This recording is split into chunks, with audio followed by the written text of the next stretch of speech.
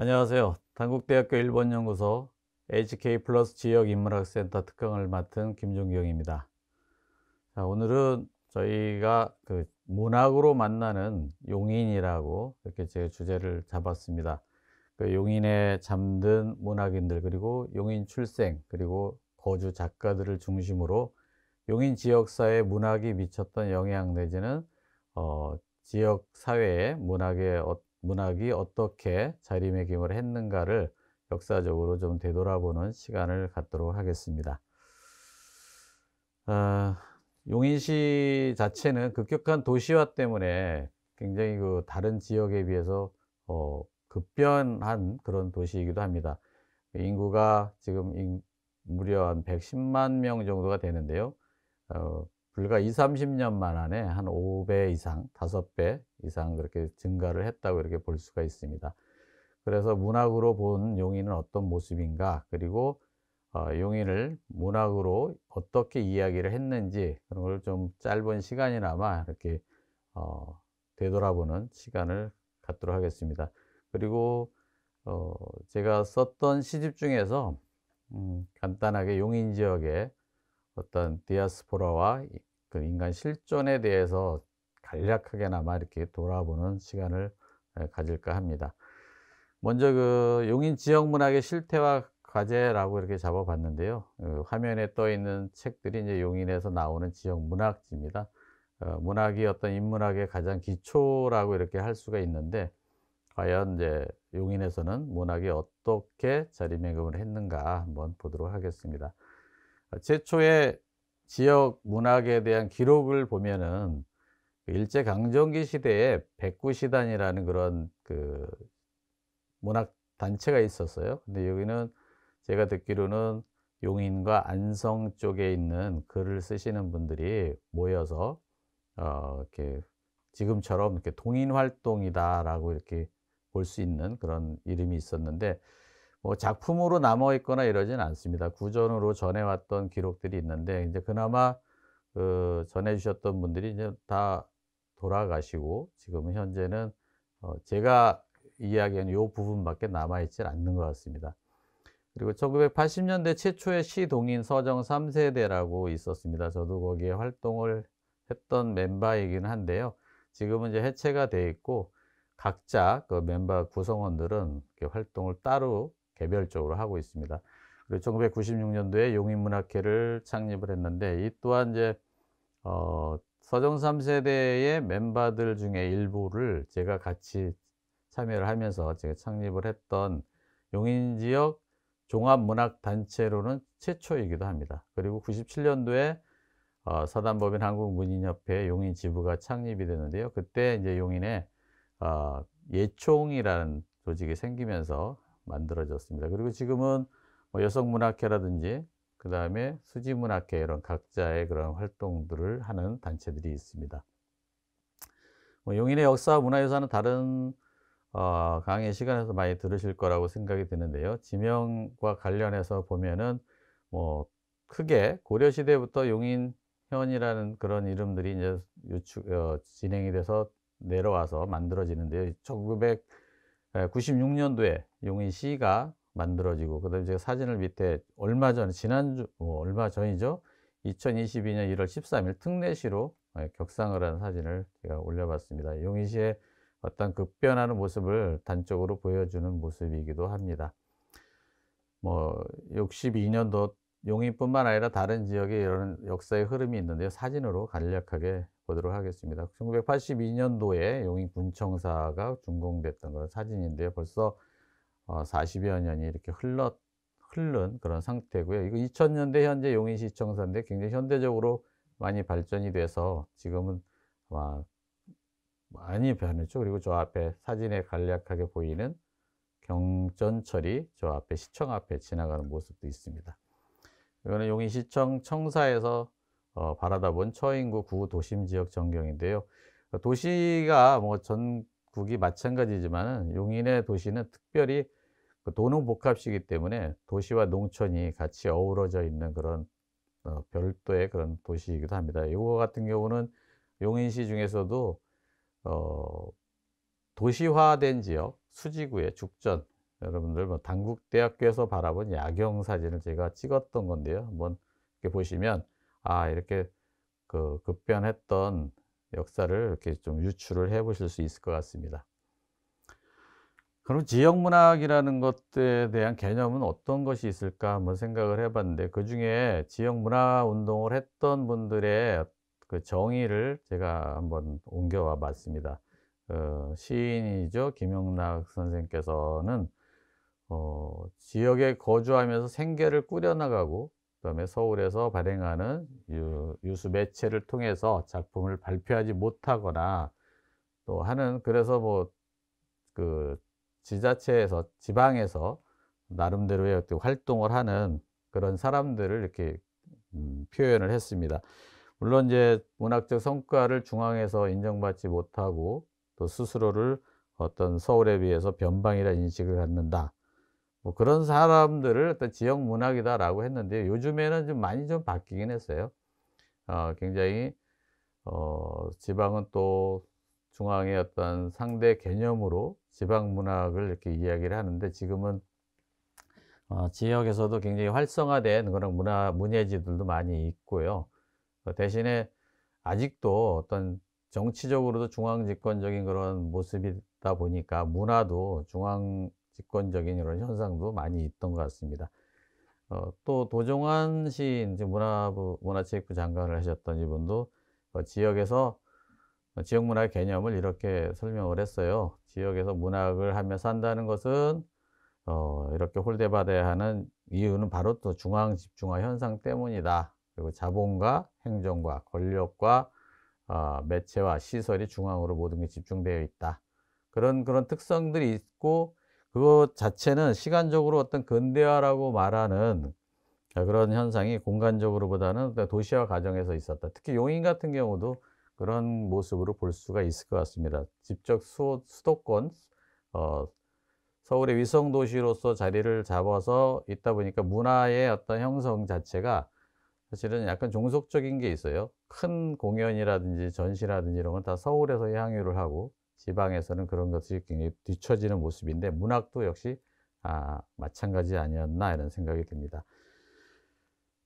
그래서 또 조금 건너뛰면은 80년대 초반에 출발한 동인지 운동 그리고 무크지 운동이 80년대 후반을 벗어나면서부터는 지역의 삶의 근거를 했던 그런 문학을 해야 한다라는 자각을 시작을 했다는 거죠. 그리고 지역 문학 운동을 했는데, 저도 80년대 후반부터 지역 문화 운동을 하다가 90년대 중반에 용인문학회를 창립했는데, 이것도 거의 무관하지 않나 이런 생각이 듭니다. 이거는 수도권이나 지방이나 거의 마찬가지였던 것 같아요. 우리나라 대표적인 또 지역문학 단체들이 있는데요. 유명하고 알려져 있는 거는 대구와 청주를 중심으로 했던 분단시대 동인, 그리고 그 충북문학운동협의회, 대구 경북 민족문학회 등이 지역을 거점으로 민족문학운동을 시작을 했습니다. 그리고 이제 해직 교사들을 중심으로 해서 교사운동의 어떤 지평을 넓혀 나가는 그런 시기가 또 이때였던 것 같습니다. 대전 충남 지역을 중심으로 해는 삶의 문학이라는 동인이 있었고요.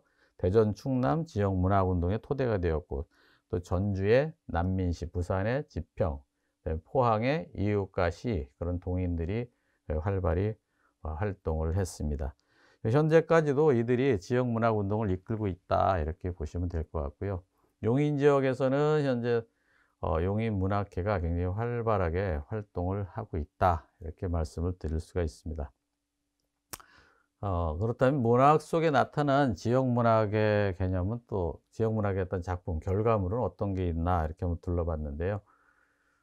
김유정의 소설 봄봄, 동백꽃, 산골나그네, 또 강원도 사람들의 이야기하고 정서를, 애환을 담은 그런 이야기죠. 그리고 염상섭의 3대와 박태원의 천변 풍경, 여기에는 또 식민지 시대의 서울 청계천 중인들의 삶과 언어가 또 표현이 되어 있고, 현경의 소설 순이삼촌이나 지상의 숟가락 하나, 이건 제주도 사람들의 어떤 삶, 역사와 비극을 표현을 했습니다. 그리고 고재종 시인의 담양 시에는 또 담양 농촌, 그 전라도의 담양이라는 지역의 농촌 지역의 이야기들을 또 많이 표현했고요. 김용택의 유명한 섬진강.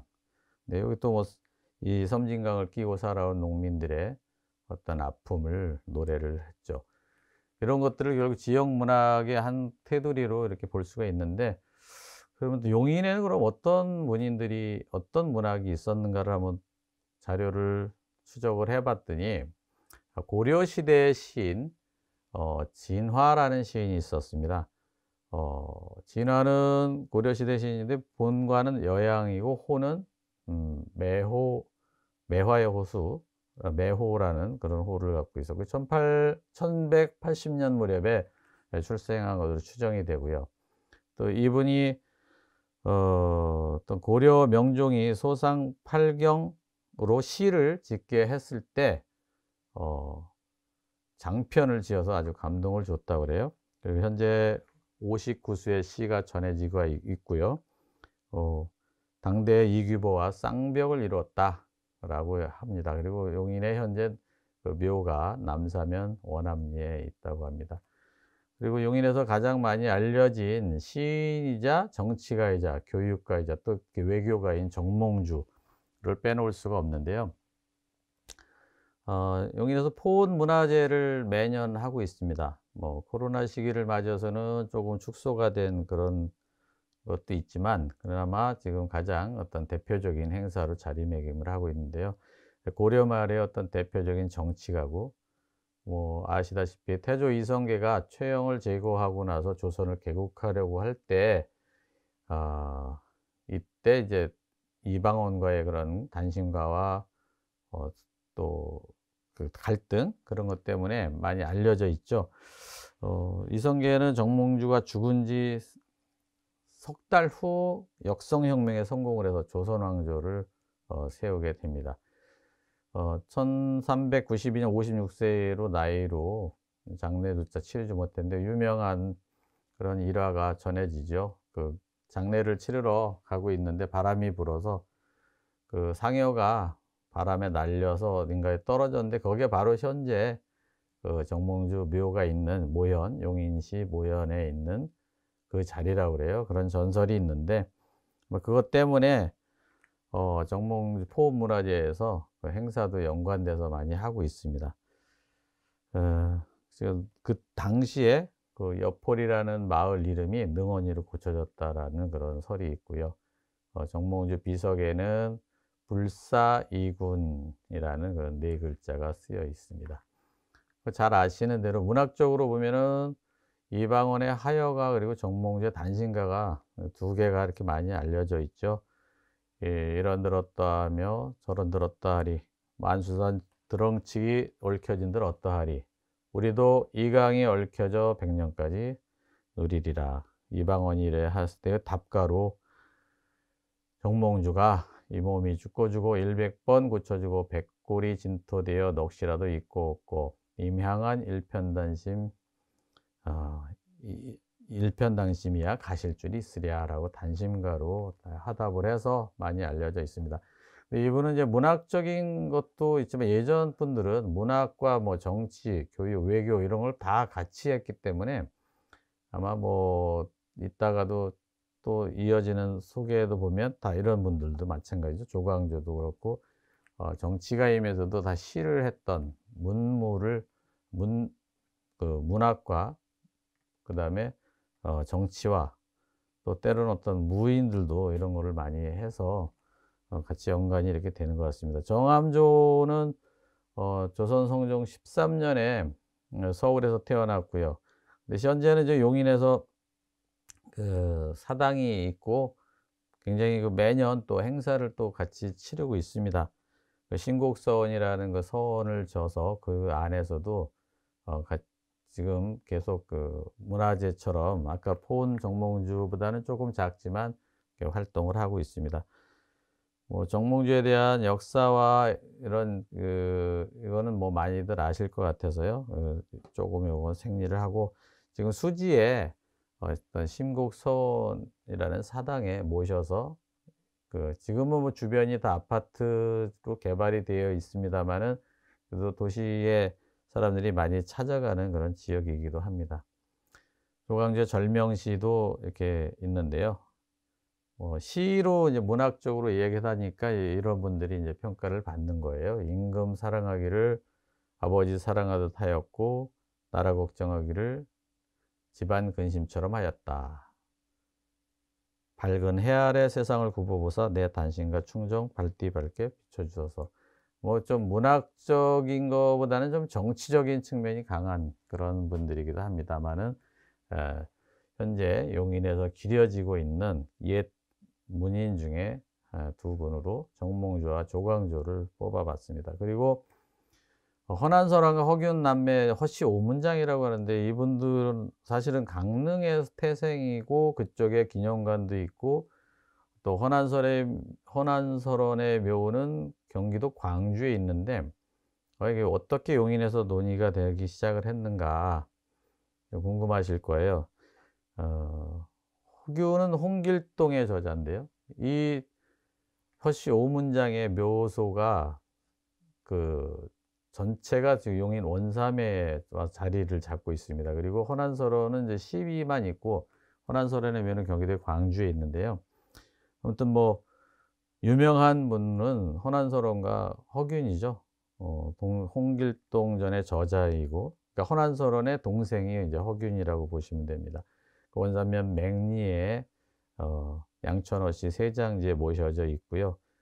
거기에 그 허난설원의 그 옆에 그림에 나오는 한견고인서라고 난설원이라고 써 있는데 바로 그 시가비가 거기에 있습니다. 1969년도 국어 국문학회에서 건립을 했다고 그래요. 한견고인, 즉 한가할 때는 옛사람들의 글을 읽는다는 그런 글귀라고 그랬는데 여기 조그맣게 만들어져 있어서 탁본을 예전에들 많이 했어요. 지금은 뭐 어떤지 모르겠습니다만은 저도 요거를 소장을 하고 있는데 글씨도 좋고 아무튼 뭐 천재적인 그런 인물이라 그래요. 아무튼 허균은 사실 극형의 능지처참을 당해서 어떤 반역 죄인으로 그 묘에는 시신이 없는 그런 허묘입니다. 그리고 아버지 허엽, 그다음에 오빠, 큰 오빠의 그 허성, 작은 오빠 허봉, 그다음에 허난설원, 허균, 그렇게 해서 다섯 그 오문장이라고 불렀는데 천재 집안이다 이렇게 보시면 돼요. 거기 묘역이 굉장히 좀 독특하게 잘 꾸며져 있습니다. 아버지 허엽은 바로 그 유명한 강릉 초당 두부를 만든 허엽 초당. 그래서 초당 두부 많이 들어보셨죠? 예, 그분이 아버지 허엽이시고요. 특히 아버지 허엽과 그의 부인의 조선의 어떤 명필 묘는 그 한석봉이 써서 또 유명하기도 합니다. 허난설원은 뭐 27세 두 아들, 딸을 먼저 앞세우고 돌아가셨어요. 그녀의 시는 또 유언에서도 이미 좀 알려져 이렇게 예언을 해는 그런 시도 썼는데 다 태워졌지만은 213수가 전해지고 있습니다. 중국 명나라 사신 주지번에게 동생 그 허균에 의해서 전해지고 있는데 난설원집으로 간행돼서 한때는 이 책 때문에 중국의 종이값이 올랐을 정도로 중국에서 격찬을 받았다고 그래요. 일본에까지도 널리 알려져서 당시 어떤 세계의 여성 시인으로 명성을 떨쳤는데 너무 짧은 나이에 생을 마감해서 좀 안타깝기도 합니다. 아무튼 뭐 조선에서도 여성이 시를 쓸 수도 학문을 할 수도 없었던 그런 시대에 어떤 굉장히 좀 불행한 그런 운명을 인생을 살지 않았나 그런 생각이 듭니다. 그 허난설원의 시 중에서 자신의 어떤 죽음을 직감하고 썼던 몽유 광산사라는 시예요. 간단히 읽어보면 창해는 요해로 스며들고 청나는 채랑과 어울리는데 연꽃 27 떨기 늘어져 달밤 찬서리에 붉게 지내라고 죽음 직전에 써서 그 시비에 남아 있습니다. 그리고 유명한 그 남구만 선생인데요. 이분도 지금 사실은 용인 출생은 아닙니다. 벼슬 말기에 용인에 와서 자리를 잡고 돌아가실 때까지 여기서 오랫동안 몇십 년을 사셨는데요. 어 조선 후기 문신이고요. 서인으로 또 남인을 탄핵하고 또 우의정, 좌의정, 영의정까지 거친 그런 대단한 분이에요. 기사 환국 후에는 유배를 돼서 약천집이라는 문집을 남기기도 했습니다. 국민시조, 국민시인이라고 해서 이 시를 모르는 분들은 거의 없을 거예요. 동창이 밝았느냐, 건농가예요, 일종의. 동창이 밝았느냐, 노고질이 우지진다. 소치는 아이는 상기하니 이러느냐, 제 너머 사래긴 밭을 언제 갈려 하느냐. 청구영원에 실려 있는데요. 지금 용인시 모현면 일대에 가면, 갈담리 일대에 가면 사당과 묘역이 전부 있습니다. 그리고 매년 약천 난구만 문학제라는 그런 행사를 또 용인 문학회에서 하고 있는데요. 남구만 신인 문학상이라는 그런 제도까지 만들어서 지금 열심히 지금 후배 문인들이, 지역의 문인들이 기리는 활동을 하고 있습니다. 요 시 때문에 유명하지만 사실은 이거 말고도 굉장히 많은 산문과 시들이 있습니다. 근데 그거는 저희들이 좀 더 후배들이 많이 좀 개발해서 더 알려야 되지 않나 이런 생각이 듭니다. 그리고 또 한 분 굉장히 유명하신 분인데요.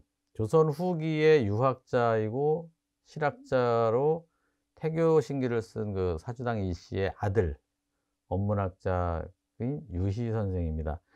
유희 선생 같은 경우는 뭐 굉장히 천재적인 신동이라고 그런 평가를 받았어요. 어렸을 때부터 뭐 글을 익히는 거는 물론이고 죽을 때까지도 굉장히 많은 그런 책을 많이 냈는데요. 굉장히 또 어렵게 살았습니다. 그러면서도 어머니의 그 가르침 때문에 분야별로 모든 학문을 거의 꿰뚫고 살았던 그런 인물입니다. 역학, 수학, 기하학, 측량, 천문, 동물, 식물, 음악, 의학, 경학, 성리학, 춘추학, 홍구학, 역사학, 예학, 시문, 이 정도 되면 대박 엄청난 인물이죠, 사실은. 그리고 그가 남긴 문통은 한 100여 권에 이르는데요. 우리나라에서 실제로 지금 많이 알려진 학자들이 있습니다만은 이분은 지금 더 현재 진행 중입니다. 그래서 많은 학자들이 지금 책을 번역을 하고 있는데 엄청난 인물로 앞으로 알려질 거로 생각이 됩니다. 용인 출신이고요. 어쨌든 뭐 교과서에 나오는 얘기는 바로 우리나라 조선 후기 최고의 청음학 연구소로 친송을 받았던 업문지를 남긴 국어학자다. 그리고 우리말 연구에서는 가장 귀중한 서적으로 인정을 받는 물명고를 지은 박물학자이면서 어휘학자입니다. 사실은 이런 인물은 거의 찾아볼 수가 없습니다, 우리나라에서.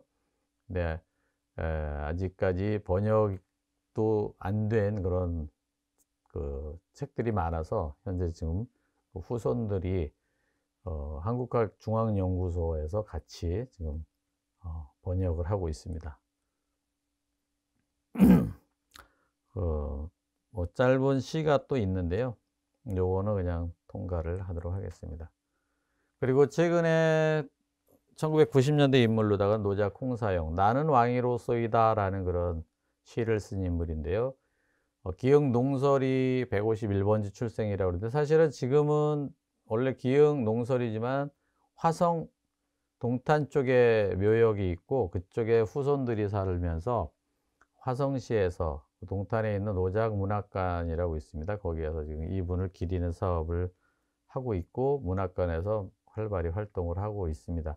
근데 원래 출생은 용인인데 조금 뭐 후손들이 그쪽에 많이 치우쳐 있고 묘역이 있다 보니까 화성에서 어떤 기념 사업을 하고 있습니다. 나는 왕이로소이다 라는 그런 유명한 시죠. 근데 요것도 뭐 어머니를 향해서 어떤 자아의 어떤 유래를 독백하는 형식이다라고 그랬는데, 한번 관심 있는 분들은 다시 한번 읽어 보시면 좋을 것 같습니다. 그리고 현대 시인 중에 이제 돌아가신 통일 시인 이기영 선생이 이제 용인에 사시다가 이사를 가셔서 이제 돌아가셨는데, 이거 제가 예전에 인터뷰를 할 때 찍었던 사진이에요. 그 1917년 한경남도 함주 출생인데 용인에 한동안 사시면서 용인문학회 고문도 하시고 또 많은 또 작품을 남기시기도 하셨습니다. 망향, 설제, 지리산, 꽃섬, 뭐 별꿈 등을 발표를 했고요. 굉장히 그 진보적인 그런 문학 운동 통일 시인이다, 이렇게 이해를 하시면 좋을 것 같습니다. 신갈에 지을 때 지으셨던 그 시인데, 이것도 나중에 자료를 한번 읽어 보시기 바랍니다. 그리고 용인 지역과 연계된 현대 문학인들은 또 누가 있느냐도 간단하게 좀 짚어봐야 될 것 같습니다. 뜬금없는 김수영인가 이렇게 생각하실 텐데요. 이것도 제가 예전에 인터뷰하고 사진을 찍고 했던 것 중에 하나인데요. 김수영 씨는 뭐 사실 서울 출생이고 마포에 지금 문학관이 있습니다만, 현재 그 미망인인 김연경 여사가 용인에 살고 있습니다. 그래서 사실은 지역과 지역의 어떤 문학회나 문인들과 김수영을 기리는 그런 작업을 좀 많이 했었는데, 뭐 그것이 뭐 크게 자리를 했었던 성과물을 낸 건 없습니다만은, 그 덕분에 지역 문학 행사 때마다 미망인이 어떤 김수영을 알리는 그런 시간을 또 갖고 있습니다. 김수영에 대해서는 뭐 너무나도 잘 알고 있기 때문에 더 이상 뭐 설명이 필요 없을 것 같습니다. 잘 아시는 풀, 네, 시죠. 풀이 눕는다. 비를 몰아오는 동풍에 나부껴 풀은 눕고 드디어 울었다. 날이 흐려서 더 울다가 다시 울었다. 풀이 눕는다. 바람보다 더 빨리 눕는다. 바람보다도 더 빨리 울고 바람보다 먼저 일어난다. 날이 흐리고 풀이 눕는다. 발목까지, 발밑까지 눕는다. 바람보다도 늦게 누워도 바람보다 먼저 일어나고 바람보다 늦게 울어도 바람보다 먼저 웃는다. 날이 흐리고 풀뿌리가 눕는다. 뭐 너무나도 잘 알려진 시인데요. 한번 읽어봤습니다.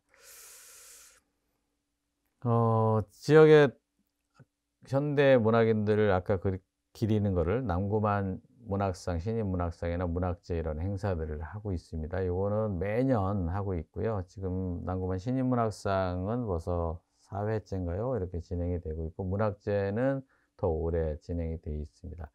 용인에서 유일한 문학제의 하나가 바로 남구만 행사, 남구만 약천문학제 행사입니다. 그리고 아까 말씀드렸던 포은 정몽주의 단신가 시비와 옆에 그 시비죠, 좌측에. 그리고 포은문화재 행사하는 그런 사진을 담아봤고요.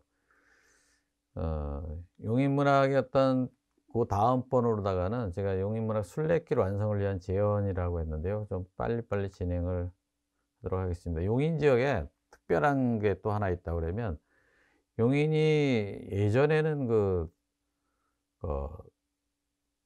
생거진천 사고 용인이라는 그런 말이 있었죠. 사실 죽어서 용인에 산다는데 왜 그런지 가만히 보니까, 지금이야 뭐 살아서도 용인이고 죽어서도 용인이라고들 용인 분들은 말을 하는데, 굉장히 많은 유명인들이 용인의 묘소에 그 유택에서 잠이 들어 있어요. 그러니까 돌아가신 다음에 용인에 많이 왔어요. 정치인들도 그렇지만 특히 문학인들을 제가 조사를 해봤는데, 용인문학회를 통해서 하다 보니까 육당 최남선 묘역이 용인에 있더라고요. 근데 이분이 친일 전력이 있어서 그랬는지 전혀 소리 소문 없이 와서 있는데, 저희가 그 답사를 하다가 우연히 발견을 했어요. 육당 최남선은 바로 그 해외에서 소년에게 그리고 독립선언문을 기초한 인물이죠. 그리고 뭐 잘 아시는 박목월, 영랑을 비롯한 박완서까지 유명한 문인들이 용인에 와서 잠이 들어 있습니다.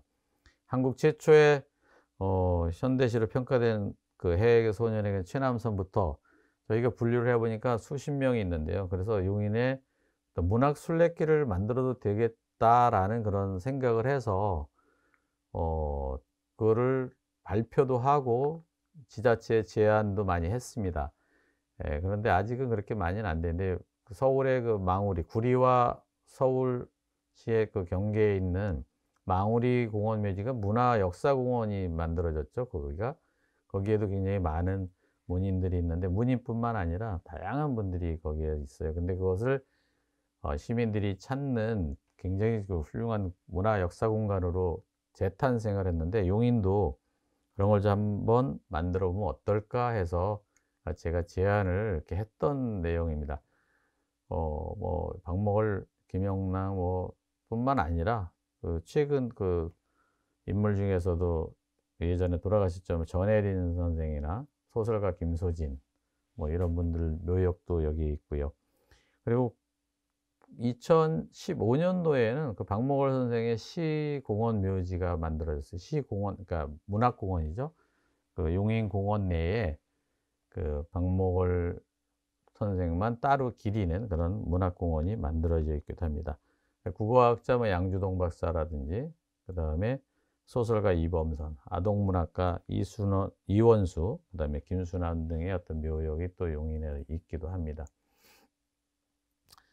근데 좀 안타까운 거는 지금 뭐 안내판이 하나도 없고요. 유가족이나 또 기념사업회 관계자들이 아니면 묘역조차 찾기가 어려워요. 굉장히 수만 개가 달하는 그 묘역들이 있는데 그 용인의 천주교 공원 묘지와 그다음에 용인공원, 그다음에 다양하게 또 개별적으로도 많은 문인들이 있어서 아까 모두에 말씀드렸던 앞부분에서 뭐 허씨 오문장의 묘역도 있죠. 그래서 저희가 문학 순례길을 4개 파트로 나눠서 지역에 소개도 하고 또 많은 사람들한테 좀 알리고 이렇게 하는 운동도 벌여 왔었습니다.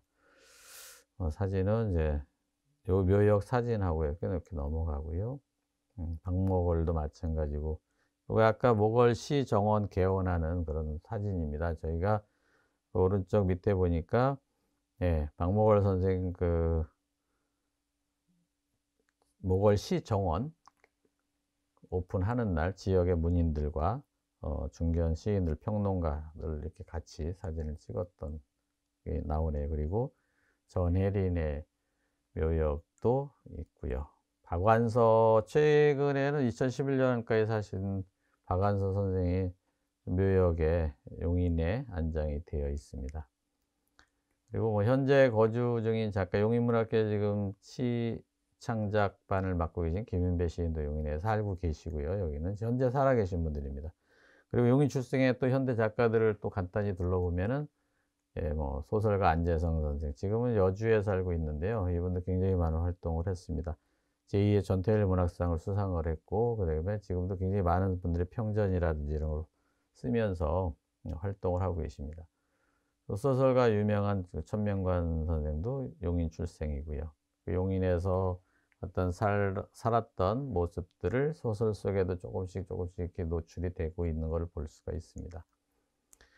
뭐 더 많은 사람들이 있지만 제가 대표적으로 몇 개만 이렇게 했습니다.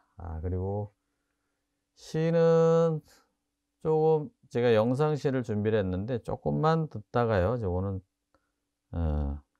한번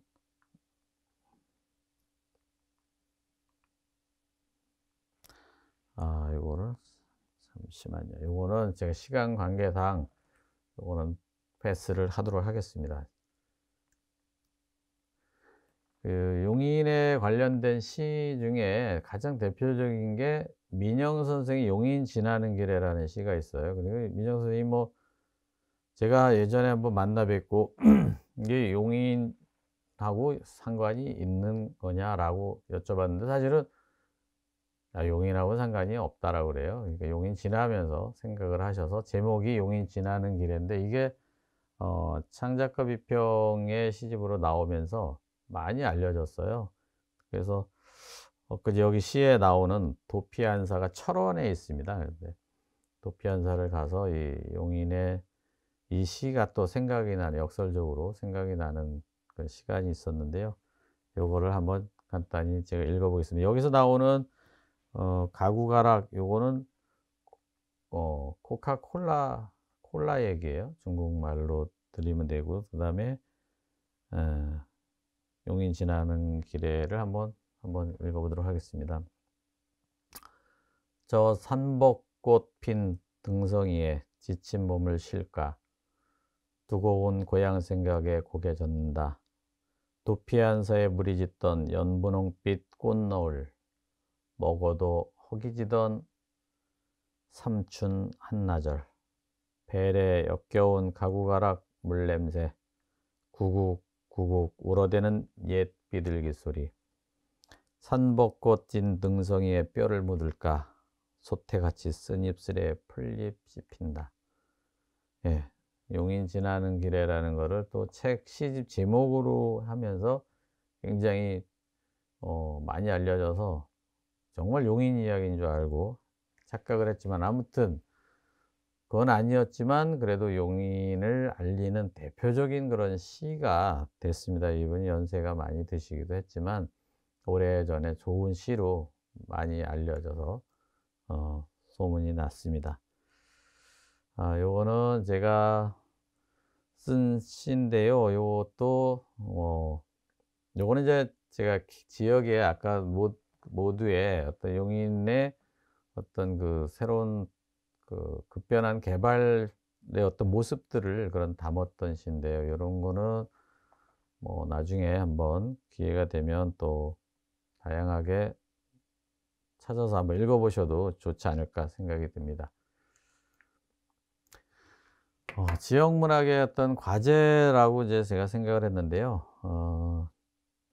지금 급하게 뭐 용인의 어떤 문학을 이렇게 스케치를 역사적으로 이렇게 짧게 토막토막 해 봤지만, 결국에는 어떤 지역의 문인들이 어떤 그 숙제를 갖게 되는 것 같습니다. 지역의 문인은 바로 지역에서 창조해 내야 할 어떤 문학의 미학이 무엇인지를 또 고민을 해야 되고요. 그걸 또 찾고 거기에 매달려야 한다라고 이렇게 생각이 듭니다. 울산의 어떤 정일근 시인은 고래에 대해서 매달렸고, 이원규, 박남주는 이 시인입니다. 지리산의 어떤 생명과 평화라는 화두를 또 불러들이고 있습니다. 그리고 시인 이상국은 속초와 또 강원도 사람들의 어떤 소박하고 진솔한 삶에 대해서 천착하는 걸 멈추지 않았습니다. 또 배한봉 시인은 우포늪의 어떤 생태문학에 대해서 젊음을 또 바쳤고요. 김수열을 비롯한 제주 시인들은 어떤 제주의 아픈 역사를 넘어서기 위해서 고군분투를 하고 있습니다.